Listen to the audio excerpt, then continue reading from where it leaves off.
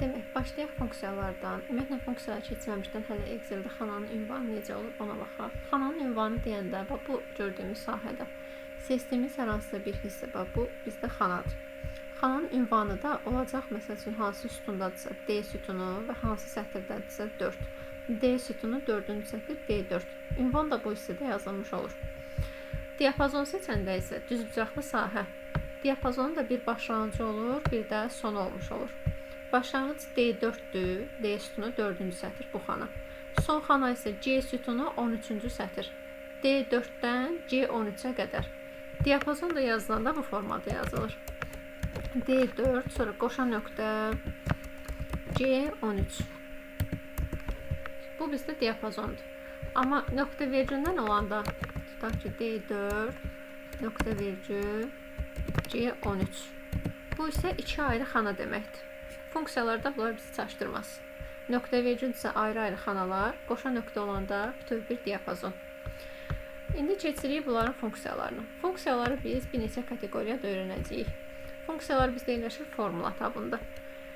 Birinci kateqoriyamız riyazi funksiyalardır. Başlayırıq sumla, sonra sum if, sonra product, hasil, daha sonra keçəcəyik demək power,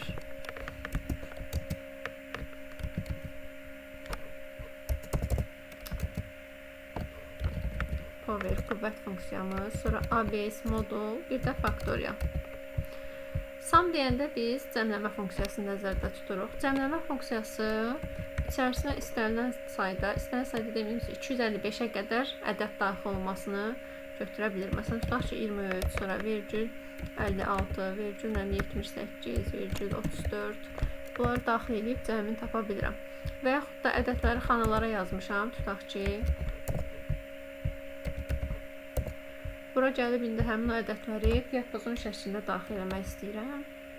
Sum. Diapazonu seçirəm.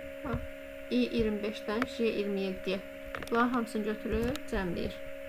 Yalnız ədəd olanlar. Bunun içərisində söz də yaza bilərəm xananın. Sözün bura bir dediyimdə aidiyyatı yoxdur. Ancaq ədəd olan xanaları götürüb cəmləyir. Funksiyanın işləyişi belədir. Burada diapazondan əlavə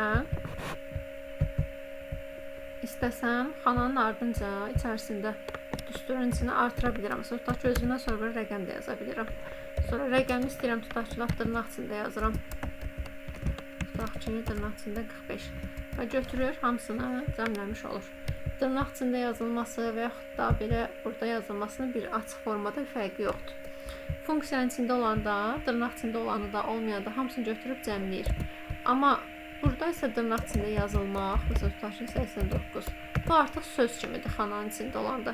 Çünki mən bu 89-un yanına əlavə simvollar daxil elədim deyə, burada artıq bunun forması dəyişdi. Sum if-də isə fərqlidir. Sum if də şərtə görə cəm tapır. Birinci diapazon veririk, tutaq ki bu hissə. Sonra şərt gəlir. Şərtdə də dırnağın içində yazılmalıdır şərtimiz. Məsələn, deyirəm kiçikdir, məsələn üçün 70 olanları götürüb cəmləsin. 70-dən kiçikləri tapır və cəmləyir. 70-dən kiçik 2 dənə 56 var, onları götürüb cəmləyir. Sonra product hasildir. Productda da yenə problem yoxdur bu funksiyanın yazılışında. İstənilən qədər mən bura diapazon, sonra nə bilim, tutaq ki başqa ədədlər, sonra nə bilim, ardınca tutaq ki bir xana, nə qədər istəsəm ötürə bilirəm. Yəni, mən burada yazma şeyim var, şərtim. Sonra power qüvvətdir. Power'in 2 dənə parametri var. Power'ə görə birinci əsas, sonra qüvvət olur. Tutaq ki 3 üstü 4. Birinci 3, sonra 4. Yəni əsas və qüvvət. Bu da eləyir 81. Sonra tutaq ki ayrı-ayrı yazmışam, xanalara yazmışam. Bura 4, bura 3. Bərabərdir. Sonra power.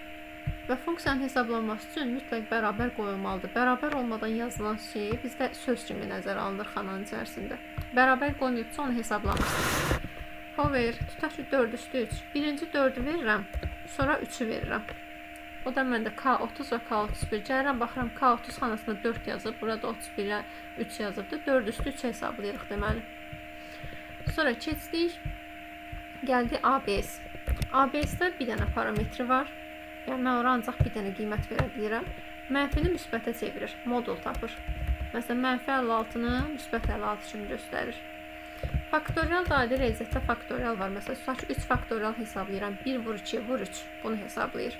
5 faktorial 1 vur 2 vur 3 vur 4 vur 5. 5-ə kimi onlar hamısını bir-birinə vurur. Məsələn, 5 faktorial rəqəmi bir dənə verirəm içərisinə. Götür onu hesablayır. Və yaxud da xananın ünvanını bərabər faktorial. Tutaq ki, bu ifadə götürsün K30-un faktorialını tapsın. K30-da da 4 demək 4 faktorial hesablanacaq. Riyazi funksiyalarda problem var.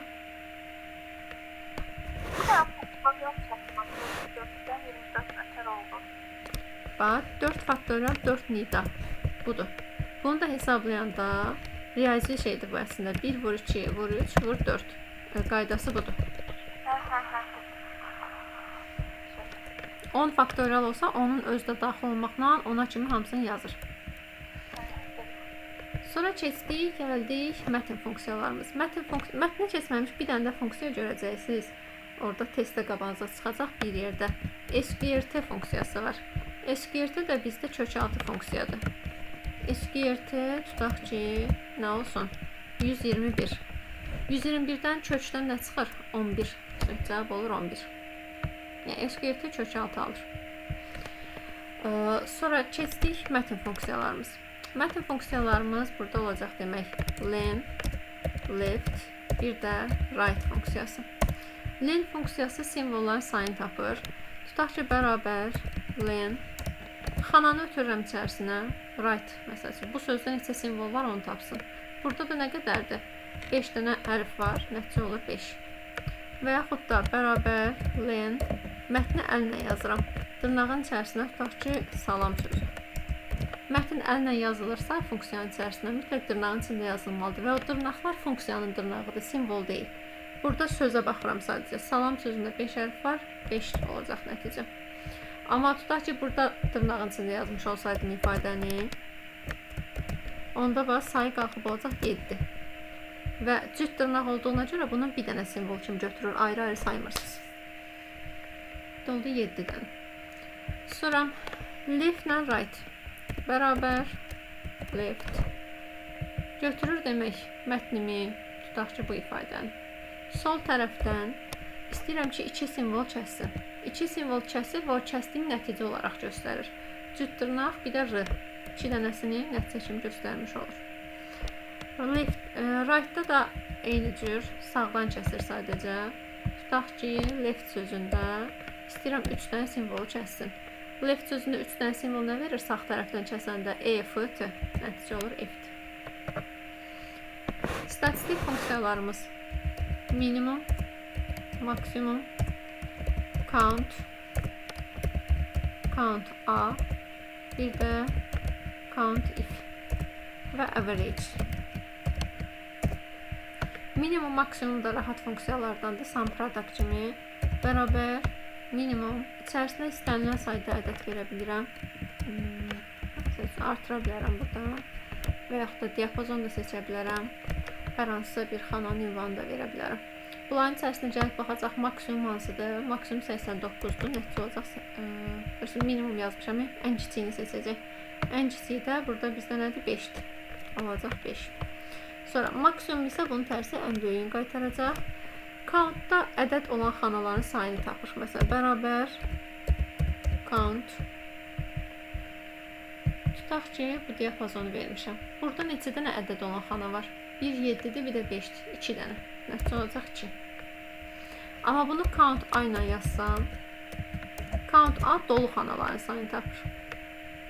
Dolu xanalar da burada demək 1, 2, 3, 4, 5, 6 və 7. Olacaq 7 dənə. Hamısını sayacaq. Əgər xananın içərisində bir nöqtə belə olsa, varsa, artıq bu, nə deməkdir, bir simvol kimi sayılır, yəni dolu xana kimi götürülür. Countif isə bu şərtə görə sayır.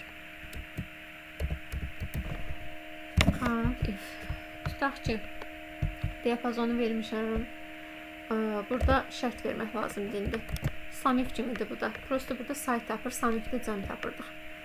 Kiçikdir, məsəl üçün 6. olanlar sayını tapsın. Altdan kiçik olanlar demək 2-dir, 5-dir, bir də buradakı 5-dir. 3 dənədir.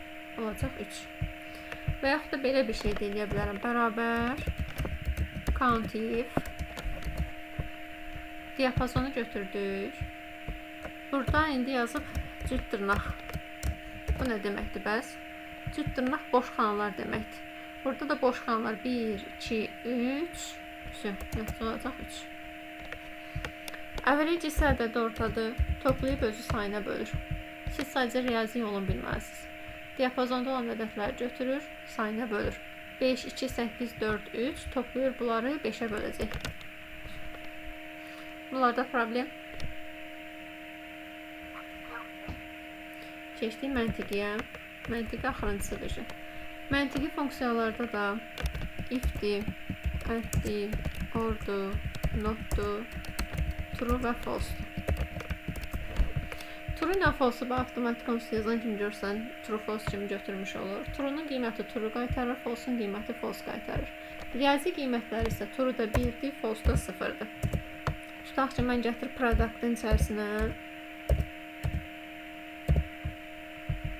götürüb false funksiyasını yazmışam.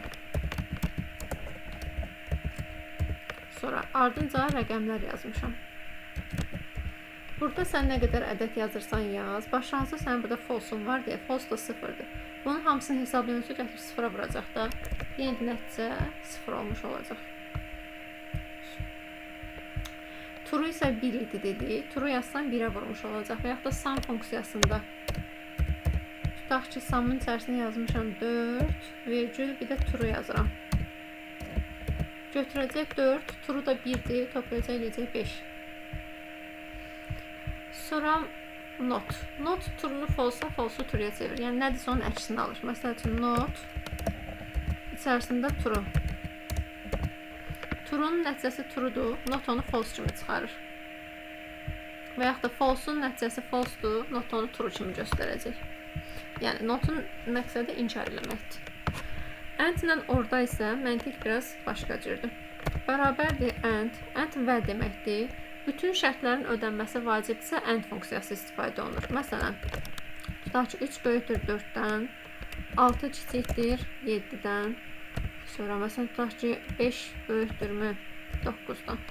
Baxıram indi burada. 3 böyükdür 4-dən. Yox, bu səhvdir. Heç o birisləri baxmaya ehtiyac yoxdur. Bir dənə də olsa səhv varsa nəticə səhv verir. Bir false, bütün hər şeyi false eləyir. Amma orada bunun tərsidir. Bərabər or.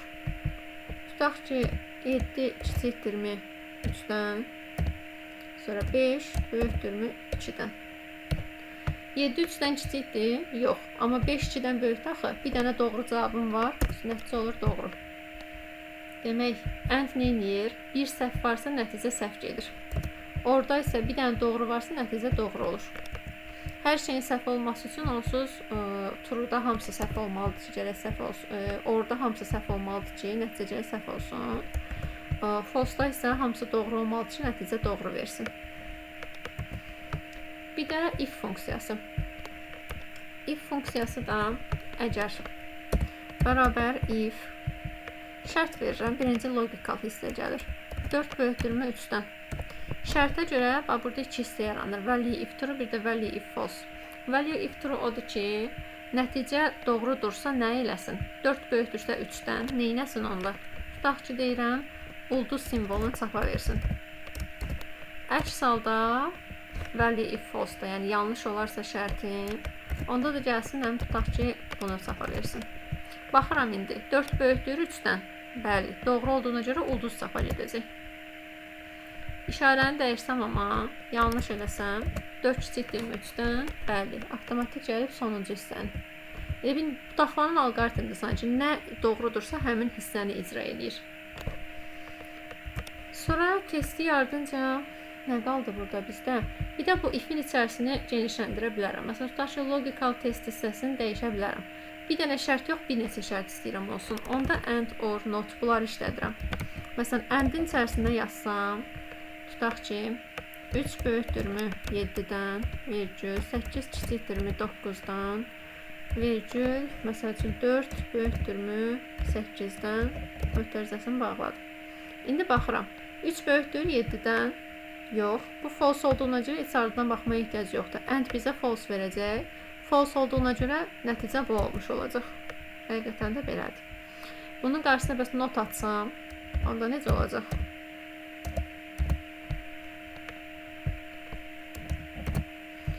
Not atanda baxıram. And-in nəticəsi nədir məndə? False. Çünki şərtin biri yanlış idi. Not da onu tərsinə çevirəcək. Eləyəcək bunu true. True da olduğuna görə birinci hissə və bu ulduz hissəsi çapa getmiş olacaq. Sonra xətalara da baxaq. Xətalarda da xətayı keçməmiş. Bura kimi problem var funksiyada. Xətalarda da var name xətası. Name xətası funksiyanın adını səhv yazanda olur. Məsələn, tutaq ki, sum yerinə u ilə yazmaq yerinə a ilə yazmışam məsələn. O xəta vermiş olur.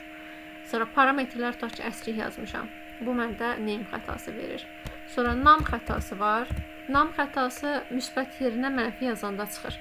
Tutaq ki, bərabər faktorialın yerinə gətirib burada içərisinə mənfi ədəd vermişəm.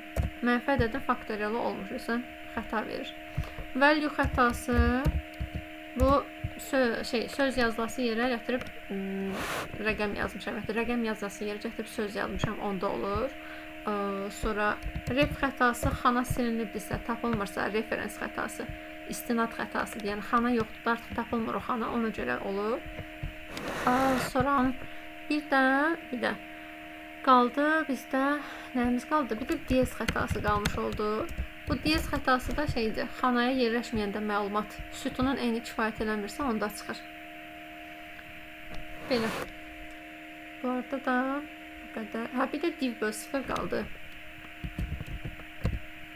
Div böl 0-da nə zaman çıxır? Tutaq ki, bərabər 6-nı bölürəm, tutaq ki, bu xanaya. Burada da qiymət yoxdur, axı 0-dır. Diverse xətası verir. Div böl 0, 0-a bölmək olmaz, onu demək istəyir. Belə. Bir də ki, şeyə baxaq.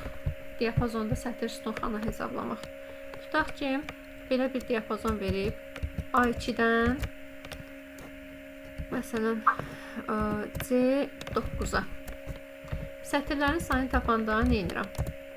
Sətir sayı rəqəmləri çıxıram. 9 çıx 2 plus 1. Bu mənə neçə verir? 7, 7 üstə 1, 8. Demək 8 də mənim sətrim var. Sonra sütun sayını tapanda sütunlarımız demək nələrdir? Bax, hərflərə baxsan.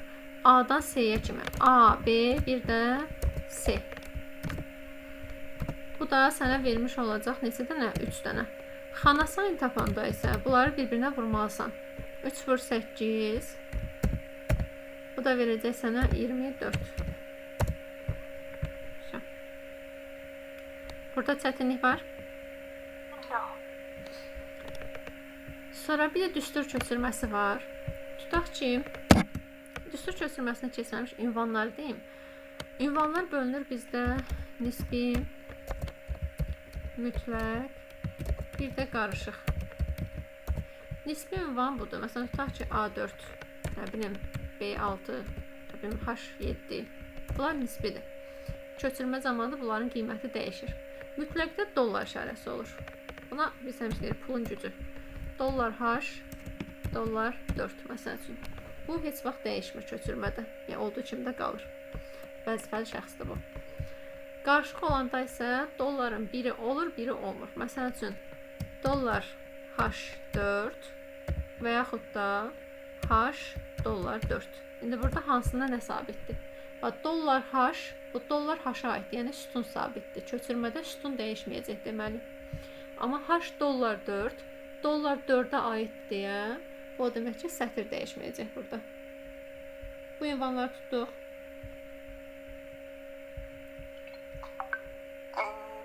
Biraz qarışdıq. Sistem qarışdı biraz. Və nisbidə dollar yoxdur. Mütləqdə sütundan əvvəl də sonra, yəni hərfdən əvvəl sonra dollar işarəsi olur. Qarışıqda isə hərfdən əvvəl ya olur, ya da hərfdən sonra olur. Hərfdən əvvəldirsə sütun sabitdir, hərfdən sonradırsa sətir sabitdir. İndi gəldik köçürmələrimizə. Məsələn, deyir ki, A2 xanasında belə bir düstur yazıbdır. Məsələn, D3 üstünə gəlinmiş dollar Y6 üstə gəlinmiş 15. Deyir bu düsturu köçür məsələn C5 xanasına. Köçürəndə nə alınacaq? Burada köçürmək üçün baxıram ki, neyniyibdir? A-dan C-yə gəlibdir, sütuna baxıram. A-dan C-yə gələndə nə qədər dəyişir? Neçə vahid artır? A-dan B-yə, B-dən C-yə 2 vahid artdı. Sətr 2 vahid. Artma istiqamətini niyə deyirəm? Çünki sağa doğru gəlib də, geriyə getməyibdir. 2-dən də 5-ə gəlib sətrimiz. 2-dən də 5-ə gələndə nə olubdur? 3 vahiddə sətr artıbdır. İndi buradakı bu artımı bu tərəfə də tətbiq eləmək lazımdır. D sütunudursa, D-ni 2 vahid artıranda hara gələcək? D-dən Y-yə, Y-dən F-ə. Demək, olacaq burada F. Sonra 3 idi, 3 vahid artacaq. Olacaq 6. Sonra dollar olan dəyişmir. Dollar Y qalır. 6 idi, 3 vahid artacaq. Olacaq 9. Sonda rəqəmlər var ya, bu 15-dir, 10-dur, 100-dür, 1000-dir. Nə yazıbsa onu elə də köçürür. Bu dəyişmir. Demək, A2-dən C5-ə gələn düstur bu formada olacaq. Verin, birində siz deyin, yazaq.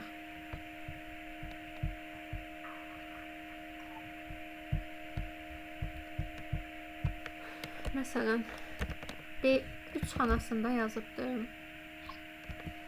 D5 üstə gəlinmiş dollar F dollar 7 üstə gəlinmiş dollar B8 üstə gəlinmiş 100. İndi bunu köçürək məsəl üçün D8 xanasına. Deyin gəlsin, baxaq.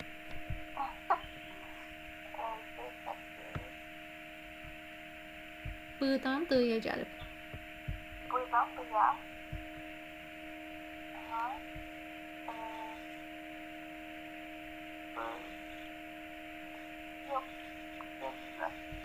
B-dən hara gəlib? D-yə. Keçidə baxıram.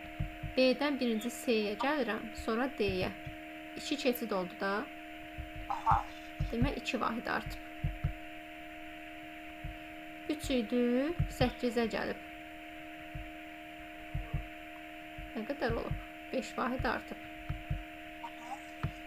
İndi bunu bu tərəfə tətbiq edək. D idi, 2 vahid artmalıdır. D-dən Y-yə, Y-dən F-ə. Oldu F. 5 idi, 5 vahid artmalıdır.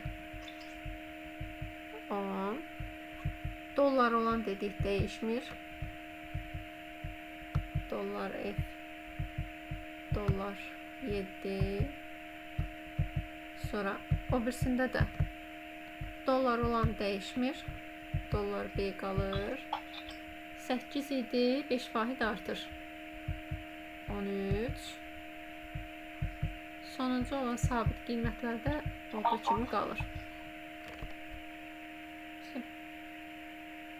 Oturdu indi. Bir də geriyə köçürmələrdə. Məsələn, deyir, hansı xanaya köçürmək olmaz. Xanaların ünvanı bizdə başlayır A1 xanasından. Ünvan budur, başlanğıc. Minimum A1 ola bilər. Məsələn, tutaq köçürmə zamanı geriyə doğru gedir də. Burada çıxma olubdur, tutaq ki. 3-dən 5 çıxsam, eləyir məsələn mənfi 2. Mənfi 2 yoxdur axı məndə. Elə bir xanam yoxdur. Və yaxud da tutaq ki, B-dir, 3 sütun geri getməliyəm, tutaq ki. Və yaxud da 2 sütun geri getməliyəm. Yoxdur axı B-dən əvvəldə 2 sütun, 3 sütun geri gedə bilmirəm. Onda köçürmə eləyə bilmirəm deməli. Və yaxud da tutaq ki, alıram A0 xanası. A0 xanası yoxdur axı məndə. Əgər belə bir hallar yaranırsa, onda deyirik ki, bu bizə funksiya ümumiyyətlə ref xətası vermiş olacaq. Bunun cavabını ref yazırsınız. Ya da soruşsa ki, hansı xanlara köçürmək olmur, baxırsınız, hansı xanlar alınmırsa onlara seçəcəksiniz. Onlar da testdə qabağımıza çıxacaq Allah-başa. Belə. Buradan başqa sual? Yox.